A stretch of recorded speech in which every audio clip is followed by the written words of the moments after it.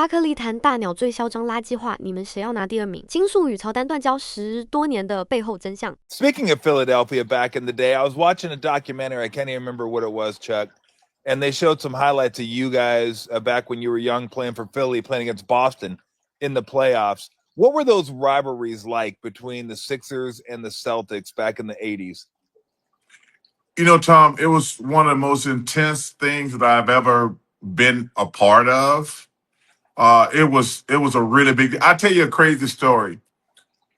So, you know, nobody really gives a shit during preseason. It's just like break a sweat, get to the regular season. So we had played like 5 or 6 preseason games, and all of a sudden we get ready to play the Celtics.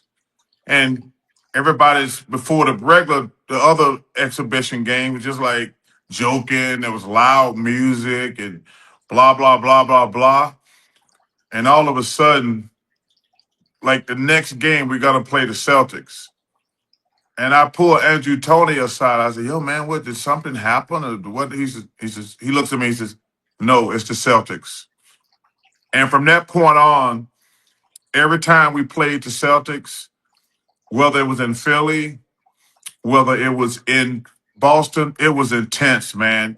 And you saw the story, the famous Dr. J fight. So it was really crazy. Larry Bird was talking so much trash, and he was having a great. Dr. J's on his last legs, and he was killing Bird. Bird was killing him, and he was screaming at him, "Y'all better get this old man off me before I kill him." And like he's got a big number at halftime, Tom, and he's still going at Doc hard, and Doc just snapped, and it was ugly, man. But you know, it was one of the most intense. Like every game was like intense. It was great. It was an honor to play in that series. It's funny because Bird was, I caught Bird at the tail end of his career, and he was playing, the Celtics were playing at the Warriors, and I started on him. And that road trip, he didn't have a great road trip. Went to Portland, didn't shoot very well. I think Seattle didn't play very well. So he comes to Golden State, and I'm on him. And I've told this story before. I think you've told it. Other people have told it now, too, that he looks around, center, so you're getting ready to jump on everything. He just kind of looks around and looks at me, and then looks over at Chris Mullin, looks at me, and looks at Chris. He goes, are you seriously? You're going to guard me with a white guy? You're going to do that? And I told Larry, I go, Larry, man, I'm just trying to make a living, okay? Just, you know, just let me. Hey, he said to me one time, y'all got to be kidding me right now. I said, what's going on, LB? He says, are you guys really going to put a white guy on me? He says, I'm getting ready to torch this dude. I said, there's no way. He said, I look at it as the ultimate sign of disrespect when they put white guys on me. Wait, I tell you my funniest Larry Bird story. I think it was like my second or third All-Star game. And Leon Wood was one of my teammates who was a really good shooter, just a great friend. So I went to support him in the 3-point shooting contest. Larry Bird comes in and says, you know, everybody's, you know, they kind of getting into it, getting excited, getting you know, a little nerve-wracking, blah, blah, blah. Larry Bird walk in, and Tom, he says, hey, which one of you motherfuckers gonna come in second place? Nobody says anything. He says, y'all heard me. I said, which one of you motherfuckers gonna come in second place? Man, it was one of the most intimidating things. You talk about calling your shot. It was so damn awesome. And he did. I think that was the third time he won it in a row. But man, these dudes, you talk about verbal intimidation, mental intimidation. It was one of the coolest things that I'd ever seen, and it was damn awesome. I'm not gonna lie. No, he was something else. He was great. He was. It was interesting because I've kind of said this. I don't know if he's the greatest low post player ever, but I had to guard him. You guarded him, and you fared better on him than I did. But Kevin McHale was impossible to guard. One, he wouldn't pass. Once you gave it to him, he wasn't passing in the low block. And then he had like 10 different moves to work on before he ended up shooting it. You said one time you thought he was the best low post player ever, or one of them. Would you still say that when you look at the NBA as a whole, like he's still one of the toughest guys to guard in the low post? Oh, he's the best player I ever played against, period. And obviously there's some other great power forwards, but there's never been a guy more unstoppable in the post than Kevin McHale. I mean, his height, his length were just like, you can't even really contest his fadeaway. And when you tried to guess he was going to shoot the fadeaway, he did the up and under on you. Because of his size, if you try to cheat on the fadeaway, he's going to do the up and under. Yeah. But I've said before, he's the best player I ever played against.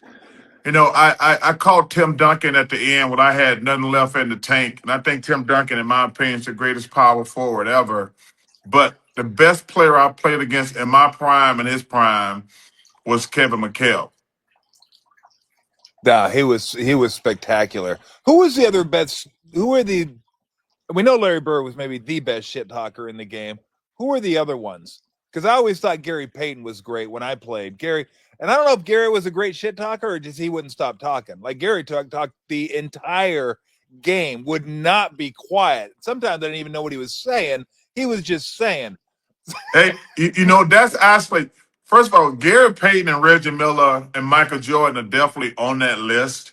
Yeah. But Gary, one of my favorite people of all time. Yeah, Gary's great. Like Bird, Reggie, Michael was strategic shit talkers. Yeah. But you're right about Gary. Gary, he reminds me as far as a motor, like Russell Westbrook has got the best motor I've probably ever seen in the NBA. I've never seen a guy play that hard every single game, like probably to a fault. Yeah. But Gary's probably the second guy who played with so much energy and talked so much shit. And then the thing was, he's taking up for them big old soft big men he was playing with. Because he shouldn't even be in the conversation with big guys. But he was so competitive. He's like, because I'm going to torch his big guys. But he come over there talking to me. I was like, yo, there's nothing you can do. These dudes you coming to fight with ain't going to fight. So, but Gary, he's right up there on the Mount Rushmore of shit talking. It's interesting going back to, I remember you talked about this, Chuck, on TNT years and years ago, how you and Michael Jordan used to be really good friends and then weren't friends, but because you felt the responsibility to, say what you feel when you're on the show. You owe that to the people that are listening to the show, that are watching the show, that you got to be able to say what you're going to say. Was that an easy decision for you to make? Because I know you're always going to say what you want to say, but you guys were pretty good friends at one point. But it was everybody knew it. It was right there in front of you. Greatest player of all time, not the greatest owner of all time, and not the greatest evaluator, not the greatest evaluator of talent at all time. Was that something you had to think twice about, or was it easy for you to say, look, this is what I feel, this is what I got to say? Well, it's interesting. That's a great question, Tom. It kind of came out of nowhere, to be fair and honest. I was on a radio show in Chicago with Waddle and Sylvie, and we were just talking. And the one thing I've always tried to do is just be fair and honest, because, one thing I hate about reporters, you can tell the guys they don't like and the guys they like. That's not the way you should do your job. As long as you're fair. I remember the night Kobe Bryant called me and cursed me out for 4 hours straight. Remember the game he wouldn't shoot? Yeah. Yeah, and I said, that was total bullshit what Kobe Bryant did tonight. He would not shoot. He was trying to prove a point. He didn't have any help. I said, that's why I don't compare him to Michael Jordan. I said, Michael Jordan would have shot more times trying to will his game. And Kobe, Man, Kobe texted me for 4 hours straight, Tom, calling me every name in the book.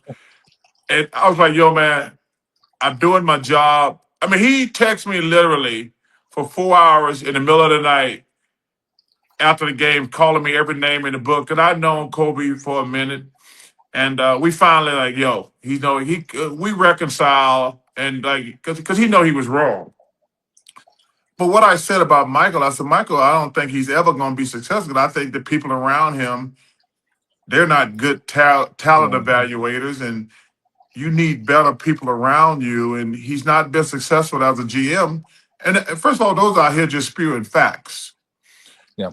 And I remember he called me that night, and he went ballistic on me, telling me, hey, you're supposed to be my best friend and you're going to do that bullshit, blah, blah, blah, blah, blah. I said, man, I got to do my job. And I said, you haven't done a good job as a general manager. And that's my job to do, to be honest. I said, how can I criticize other people and give you a pass? I said, when other guys that make bad draft picks, I call them on it too.